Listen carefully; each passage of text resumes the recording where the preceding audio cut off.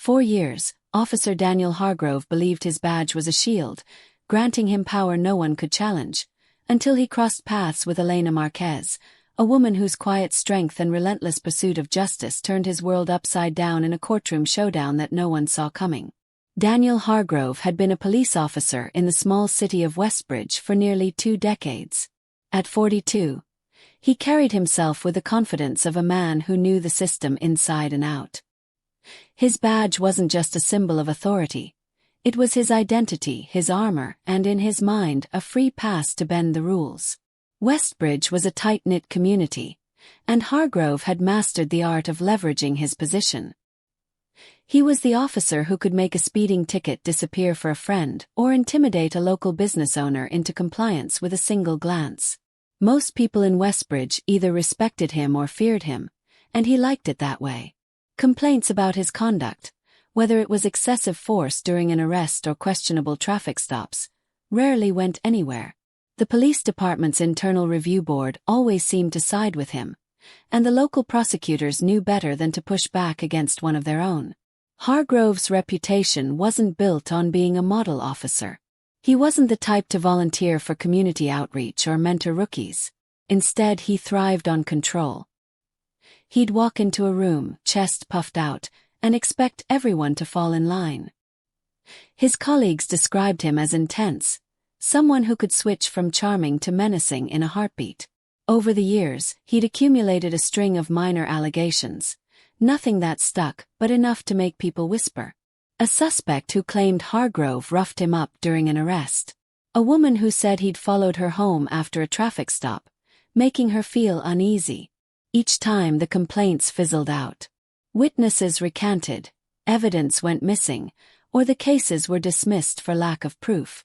Hargrove always walked away unscathed, his smirk a little wider each time. Elena Marquez, on the other hand, was someone Hargrove barely noticed at first. At 34, she was a single mother and a paralegal at a small law firm in Westbridge.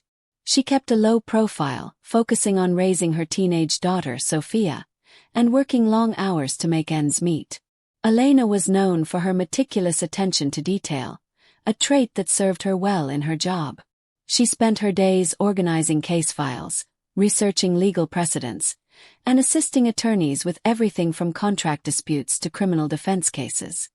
Her colleagues respected her, not just for her work ethic but for her quiet resilience. Elena had grown up in a rough neighborhood, seen her share of injustice, and learned early on that the world didn't always play fair. But she also believed in fighting for what was right, even when the odds were stacked against her. Their paths crossed on a humid July evening in 2023. Elena was driving home from work, exhausted after a 12-hour day. She'd stayed late to help an attorney prepare for a trial, and all she wanted was to get home to Sophia. Her car, a 10-year-old sedan with a cracked windshield, was reliable enough but far from perfect. As she turned onto a quiet street, blue lights flashed in her rearview mirror. Hargrove's patrol car pulled up behind her. He approached her window, his flashlight cutting through the dusk, and asked for her license and registration. Elena complied, her hands steady despite the knot in her stomach.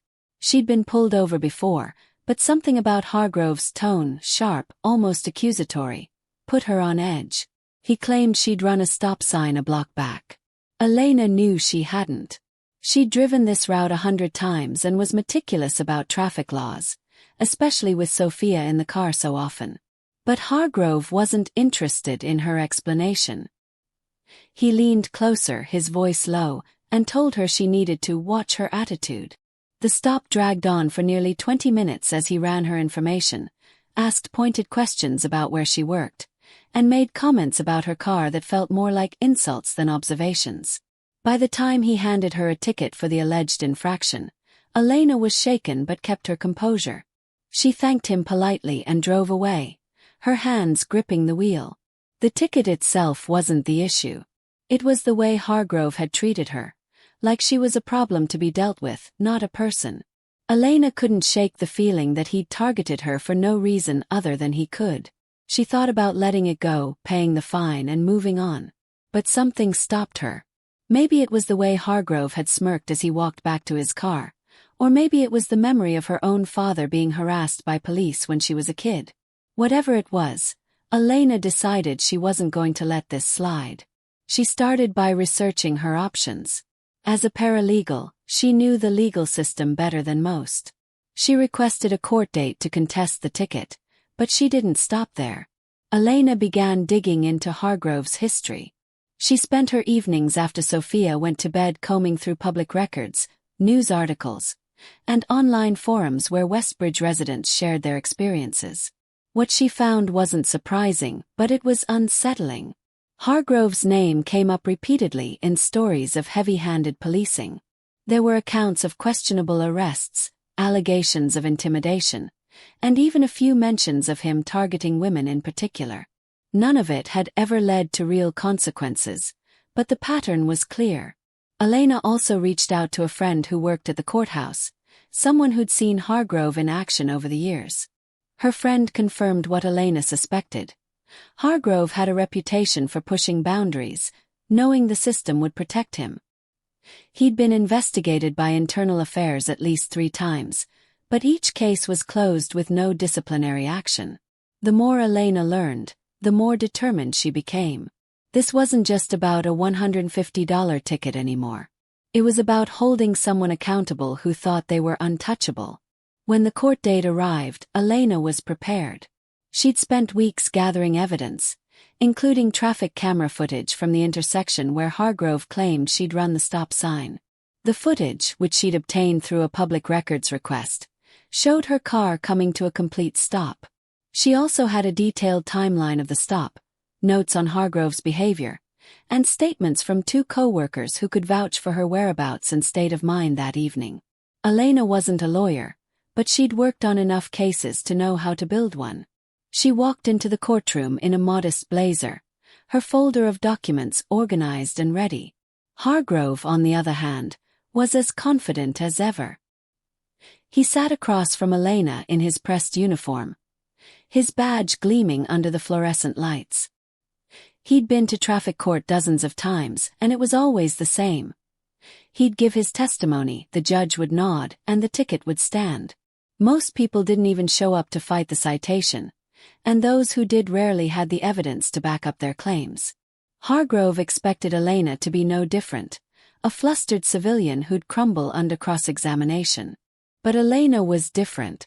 When the judge called her case, she stood up and presented her evidence with the precision of someone who'd spent years in legal settings.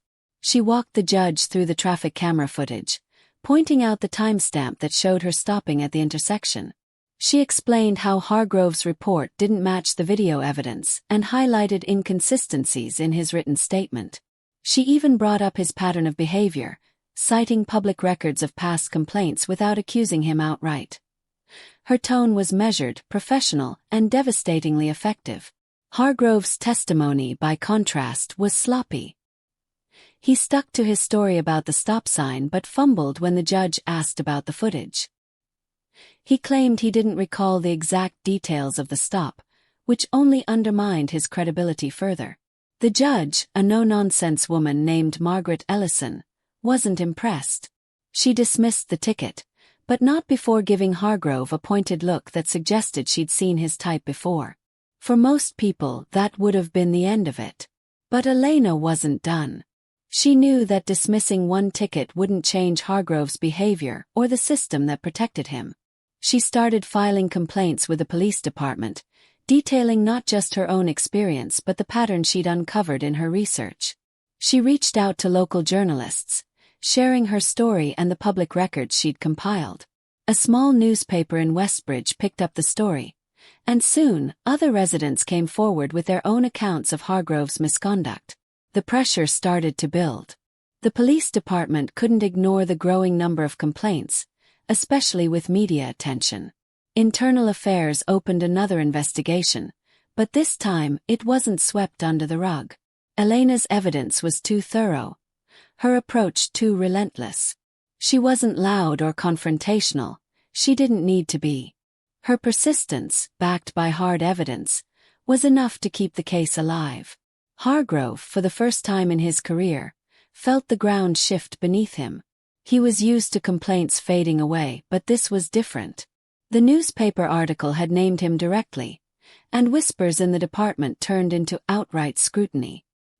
His colleagues, who'd once laughed off his antics, started keeping their distance. The internal affairs investigation dragged on for months, and Hargrove was placed on administrative leave, a public humiliation for someone who thrived on authority. Meanwhile, Elena kept pushing. She connected with a civil rights attorney who took an interest in the case and helped her file a formal grievance with the state's Oversight Board for Law Enforcement.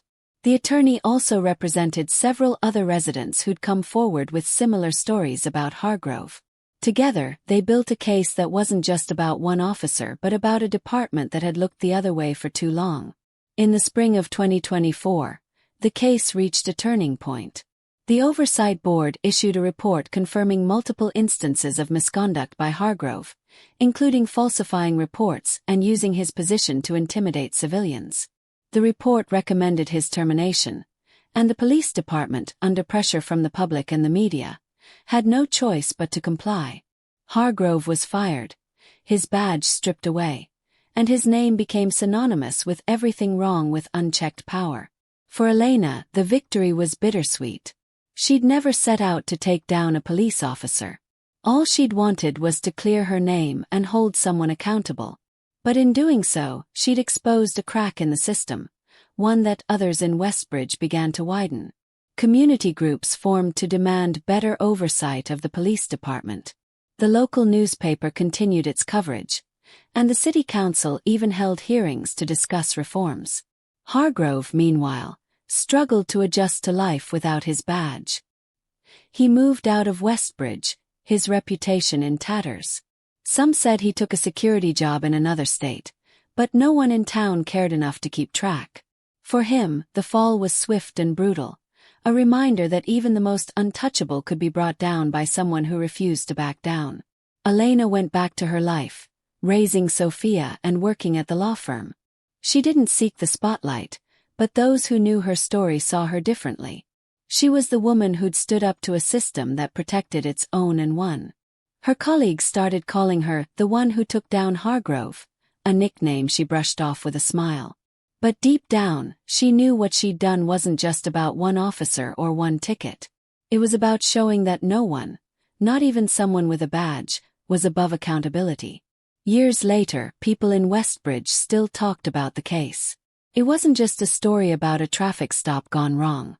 It was a lesson in what happens when someone with quiet determination takes on someone who thinks they're untouchable. Elena Marquez didn't just win in court that day.